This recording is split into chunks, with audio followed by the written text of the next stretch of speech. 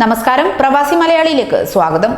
വിദേശത്ത് നിന്ന് ചാർട്ടേഡ് വിമാനങ്ങളിൽ എത്തുന്ന പ്രവാസികൾ COVID-19 ഇല്ലെന്ന് തെളിയിക്കുന്ന സർട്ടിഫിക്കറ്റ് കയ്യിൽ കരുതണമെന്ന വ്യവസ്ഥ കേരളം കർശനമാക്കുകയാണ്. ജൂൺ 20-ാം തീയതി മുതൽ ചാർട്ടേഡ് വിമാനങ്ങളിൽ എത്തുന്നവർ കോവിഡ് പരിശോധന നടത്തി സർട്ടിഫിക്കറ്റ് ഹാജരാക്കണമെന്ന കേരള സർക്കാരിന്റെ നിർദ്ദേശം പ്രവാസികൾക്ക് വലിയ ഇരുട്ടടിയാകുന്നു. എങ്ങനെയെങ്കിലും നാട്ടിലെത്തിയാൽ മതിയെന്ന ആഗ്രഹവുമായി ദിവസം എണ്ണി കാത്തിരിക്കുന്ന പ്രവാസികൾക്ക് അധിക ഭാരം നൽകുന്നതാണ് സംസ്ഥാന സർക്കാരിന്റെ ഈ നടപടി. നിലവിൽ വിമാനത്താവളങ്ങളിൽ നടത്തുന്ന റാപ്പിഡ് പരിശോധനയ്ക്ക് ശേഷമാണ് യാത്രക്കാരെ വിമാനത്തിൽ കയറ്റുന്നത്.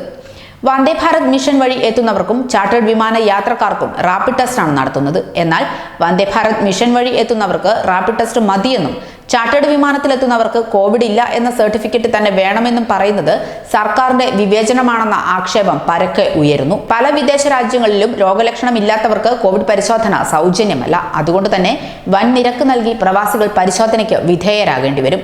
നിലവിൽ വന്ദേ ഭാരതിനേക്കാൾ കൂടിയ തുക നൽകിയാണ് ചാർട്ടേഡ് വിമാനങ്ങളിൽ പ്രവാസികൾ ബുക്ക് ചെയ്തിരിക്കുന്നത്. ഇതിനൊപ്പം തന്നെ കോവിഡ് പരിശോധനയ്ക്കുള്ള ചെലവ് കൂടി വഹിക്കേണ്ടി വരുന്നത് പ്രവാസികൾക്ക് വലിയ ഇരുട്ടടിയാണ്. 5000 രൂപയ്ക്ക് മുകളിൽ കോവിഡ് പരിശോധനയ്ക്ക് ചിലവാകും. നോർക്ക പോലുള്ള സംവിധാനം വഴി സൗജന്യമായി കോവിഡ് പരിശോധന നടത്താൻ സർക്കാർ തയ്യാറാകണമെന്ന് പ്രവാസ ലോകത്തിൽ നിന്നും ശക്തമായ ആവശ്യമുയർന്നു.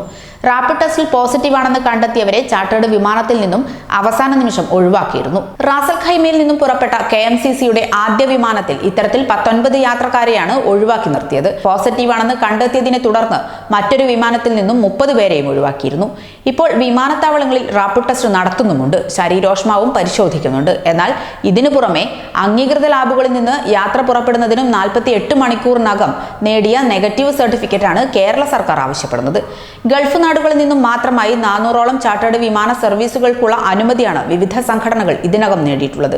പുതിയ വ്യവസ്ഥയോടെ എത്ര പേർക്ക് യാത്ര ചെയ്യാനാകുമെന്നതിൽ ഇപ്പോൾ തന്നെ വലിയ സംശയം ഉയർന്നിട്ടുണ്ട്. കൂടുതൽ പ്രവാസി വാർത്തകൾക്കായി ഈ ചാനൽ സബ്സ്ക്രൈബ് ചെയ്യുക.